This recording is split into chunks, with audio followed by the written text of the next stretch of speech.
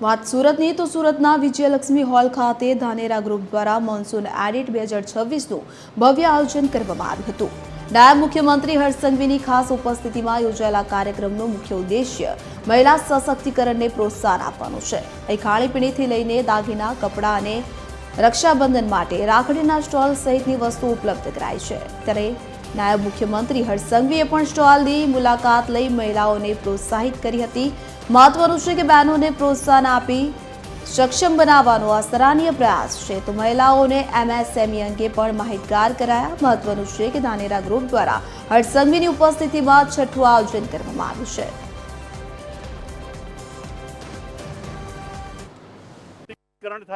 આજના યુગની અંદર મહિલા ભલે પુરુષ સમોવડી થાય કે ના થાય, પણ પારિવારિક જિમ્મેદારી નિભાવી બે પગલાં બંને એના પગ થઈ શકે એ હેતુથી આયોજન કર્યું છે।